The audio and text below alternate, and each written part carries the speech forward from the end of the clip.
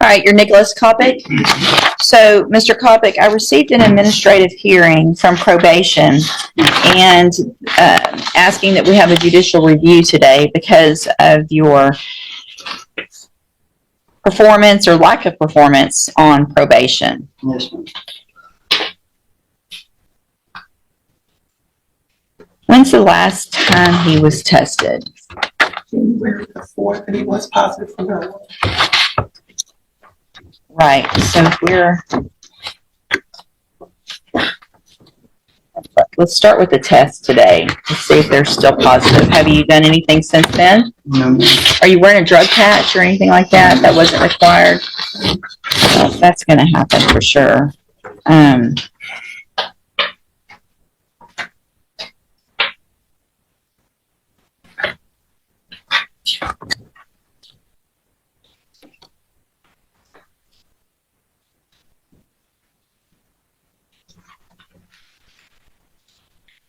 So it looks like, Mr. Kopic, that Ms. Jones asked you to do certain things, and you have said that you only have to do some things and not other things that she asked you to do. No, ma'am. I did not say. Okay, so did you submit to a mental health evaluation like she asked you I did to? not submit to it. So he lives in Warren, Texas. Mm-hmm. So a request for courtesy supervision was submitted to his county. Okay. And he did not report because he was in Oklahoma working without permission. So the officer there tried to explain to him the protocol and procedures for obtaining travel permission to work out of state. Right. And he did not follow through with that. So they rejected supervision. So we scheduled a court administrative hearing. He reported on January 4th of this year. Okay, gotcha. And that's when all the other issues were developed. When he did tell us that there's only certain conditions that he has to comply with. Okay. I mean, she's right here. So what you said, you said. I trust Ms. Jones that she's not going to stand here and make something up about someone. Here's the thing about probation, Mr. Kopic. You're on probation for a third-degree felony offense. That's very serious. You could go to prison for up to 10 years.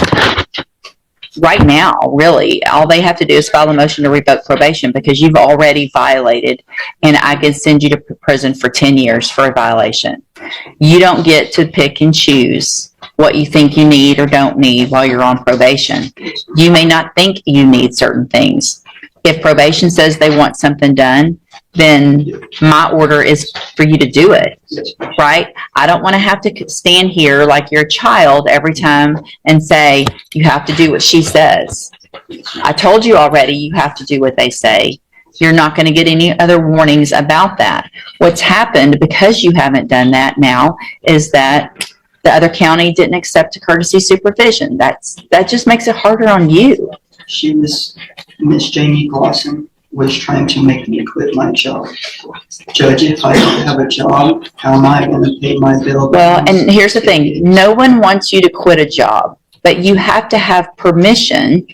We have to know where you are. We have to know what you're doing, what your job is, and you have to provide actual verification, not just I'm doing this and I have to go. So no one, I don't know this other probation officer, but it would surprise me a lot if she just wanted you to quit your job, right? Nobody wants you to quit. Everybody on the people that are probation officers are there not to put people in prison. They're there to help people get better so that they don't go to prison. Yes, ma'am. I did not video it, but I did hear Jamie Glosson say you cannot go to work. Well, she might have said you cannot go to Oklahoma. And so here's the thing. You can't go to Oklahoma unless you have permission. So she probably did say that, but you have to go through the proper channels. Ms. Jones is here now. What I'm going to do is I'm not going to order anything other than what she says she thinks you need, right? If that's an evaluation of some sort to see if there's something that can help you be successful, then you're going to do the evaluation and you're going to follow any treatment. If it's getting a job where you don't travel out of state, then you find a job where you don't travel out of state. It's just that simple. The company I work for is trying to make it to where I can work at the shop in Vienna Good. and go from Warren to Yuma instead of on the travel. But you got to still have permission to go wherever it is, right? Yes, Because now, at this point, your probation's Jefferson County. yes, ma'am. So you're going to have to report here because you didn't take care of what you want. Maybe they can resubmit it. I don't know. But for now, you're going to be working with Ms. Jones. You're going to have to make those trips here. You're going to have to remain in the state unless you have permission and follow all of her rules. Because her rules are my rules. Do you understand? Ms. Jones, is there anything?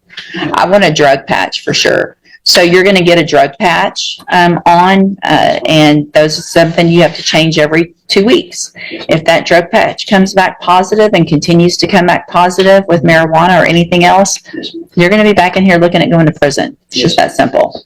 Yes, ma'am. Right? Anything else that you can think of, Ms. Jones? When I leave here, I will be doing GE. You leave here, you're going to be doing everything you're supposed to be doing. And you're going to provide verification of it. So you can't just say I'm doing it, right? You print something out. You give her the verification. You email her. Whatever it is that she says, verification is as important as you doing it, because you just saying it, as much as we'd like to believe everyone, we have to have verification in writing of some sort that you're doing what you're supposed to be doing. Okay?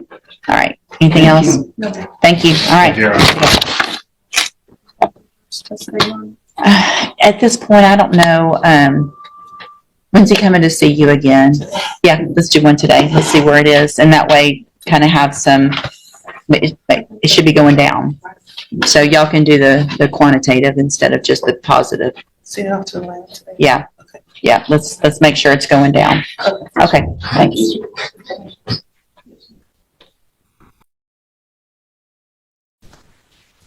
Mr. Rojas, you have a Lupe Gamez, calls number 23 DCCR 0319. I don't think it's in that stack.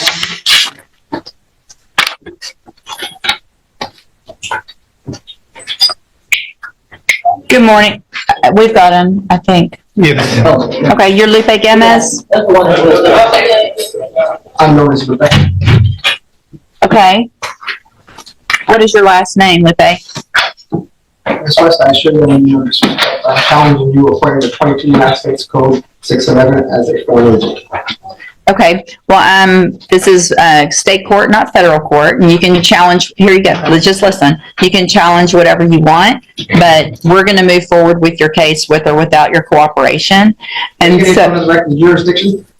I'm sorry, The jurisdiction of this court? what about it? What jurisdiction is this court operating in? The Texas Code of Criminal Procedure, yeah, so, Stop talking. Mr. What jurisdiction this court is operating in? this is cause number 23 DCCR 0319. Mr. Gomez, don't speak over me. Yes, but proving that I'm dead, I'm also ordering you to bring the bonds forward to see who's going to indemnify me. Are you saying you're dead? Is that what you just said? Are you going to bring the bonds forward to see who's going to indemnify me? I'm going to take care of the court the way I take care of court. You're not in charge here, I am. And so, You're a Mr. foreign agent. Well, I'm really, Invoking judicial powers according to the 11th Amendment. okay. So, Mr. Rojas, Mr. Gomez had indicated to me that he was not going to accept a plea in this case. Sure. I signed up on the tablet. He refused to sign. He wanted to have this hearing in front of court, so sure. we can. So what is the offer? Let's go through. It's, the charge is evading arrest or detention with previous convictions from August 29th of 2022. The indictment alleges that Mr. Gomez was previously convicted of evading arrest October 9th of 2002. And then after that was final, was convicted February 10th of 2009 with the offense of evading arrest. And after that was final, convicted April 15th of 2011 of evading arrest. And what that means is a state jail felony that the range of punishment is between 6 months and up to 2 years in a state jail prison if convicted by a jury. And what is the offer that's been made? So 1 year state jail, Judge. And so, Mr. Gomez, the state has made an offer if you wanted to enter a plea of guilty for a 1-year term in the state jail prison. You have every right to refuse that and have a jury come in and determine whether or not you're guilty and what your punishment would be. And is that what you want? Do you want to have a jury trial? I will understand the proceedings, and I don't consider the proceedings. Okay, what do you not understand? You have disclosed the nature and the cause of the accusation against me. What? You have not disclosed the nature and the cause of the accusation. I just did. The nature and the cause of the accusation against you is that on August 29th of 2022, it's alleged that you intentionally fled from Chad Morrison, a person, don't talk over me, a person that you knew was a peace officer. That's the allegations against you. So if you say you did not do that on... I'm not going to enter it. You're not going to, okay, so we'll get a jury set up, and what we'll do is Mr. Rojas handles a lot of cases for me as a court-appointed attorney. What I can do is release him and appoint another attorney today who can begin preparation for trial a little quicker. Is that okay with you?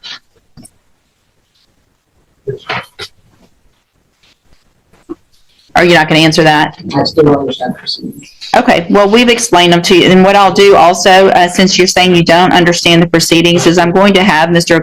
Gomez evaluated for competency to stand trial.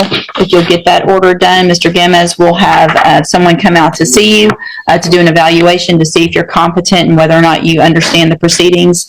Mr. Rojas, you are released, and we will appoint another attorney today to begin preparation for trial, and we'll get a jury as quick as we can. You can go back with the bailiff.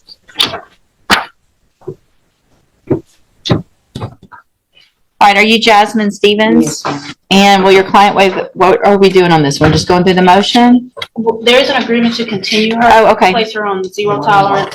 Then let's go through that motion. Ms. Stevens, would you please raise your right hand?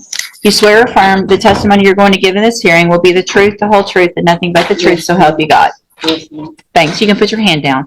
So, Ms. Stevens, in cause number 37887, I have a motion to revoke your unadjudicated probation. Shows that you were placed on probation August 29th of 2022 for the offense of aggravated robbery, and that was a 10-year deferred probation. Is that right? Yes. It says here that you violated your probation. Count 1 alleges that you didn't report like you were supposed to the Harris County Probation Department May 23rd and June 29th of 2023. And is that true or not true? True. Count 2 alleges that you didn't report to the Jefferson County Probation Department October 10th, December 12th of 2022, and August 8th of 2023. And is that true or not true? True. Count 3 alleges that you didn't report by mail when you were supposed to the Jefferson County Probation Department February, March, and April of 2023. Is that true or not true? True. Count 4 alleges that you didn't report your change of address, employment, or marital status or any arrest when you were supposed to. Is that true or not true? True. Count 5 alleges that you didn't provide verification of performing the community service hours as required. Is that true or not true? True. Count 6 alleges that you didn't complete the mental health evaluation and follow the recommendations of that. Is that true or not true? True. Count 7 alleges that you didn't provide verification of participating in an education program for your GED. Is that true or not true? True. Count 8 alleges that you failed to provide verification of completing the theft prevention class. Is that true or not true? True. Count 9 alleges that you failed to avoid association with your co-defendant, Lanique Malone, and that you were with her around February 6th of 2023. Is that true or not true? True. Count 10 alleges that you are behind in your restitution amount to the victim in the amount of $11,258.47. Is that true or not true? True. Count 11 alleges that you failed to provide verification of entering and successfully completing the MRT program. True or not true? True. Count 12 alleges that you're behind in your court-assessed fees. Is that true or not true? You enter your pleas of true to counts 1 through 12, freely and voluntarily. Yes. Judge, if I'm mad, I could sense the hesitation in you reading that motion, and Burrell has some recommendations for Jasmine to try to Okay. get that restitution paid, and he thinks, and I'll defer to him, that if she's back here in Jefferson County, he can work with her and address all of those different things to get her on the right track. She's in the same position that the young man we had earlier is in, and that her co-defendant got 25 years for the aggravated robbery, and she and Lanique Malone have been given this opportunity. And if they're back, I'm going to be asking for the same thing for them. So he thought maybe a chance to, is there anything you can add for the court? But just place on a high, medium, risk caseload and maybe just have, a more direct, Jefferson County versus, moving to Harris County. So Jasmine, where will you be living if I let you do this? I actually don't have nowhere to stay in Jefferson County. That's why they transferred me to Houston, because my mother moved to Houston. She was staying out here with her spouse. So, yeah, from my conversation, when I've asked Jasmine, is there any family out here? And she says all of her family is in Harris County. So when you was in Harris County, you weren't living with your mother at the time you was living there.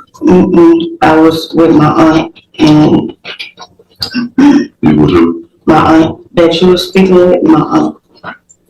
Jasmine. You was who? My aunt, it was the room in my aunt. I get the feeling that you're not being honest right now. And let me tell you, hang on a second. All right? Because when we started this whole process just a minute ago, raise your right hand, right, to tell the truth. And if you lie right now in this court proceeding, it's a felony, another felony. Well, I'm being honest, when I first got released, I was with the co-defendant, but towards the end, I was not with the co-defendant. We split up and went separate ways. Here's the thing, you're not going to be able to leave Jefferson County. If I'm going to go along with this, you got to figure out how to find a place, and I know that's difficult, and I don't want you to be homeless, but I'm not going to allow you to be under anyone else's supervision other than mine with this man right here, because he's the one saying that he's willing to help you and work with you. And so that's an issue. If you can't find that and do that, then we have a problem. I mean, Mike, because if I do this, it's going to be obviously on a high medium caseload, and it's going to be zero tolerance, which means one violation gets you back in here with a whole lot of prison time that you probably should have gotten in the beginning. So I don't know how to handle that, honestly.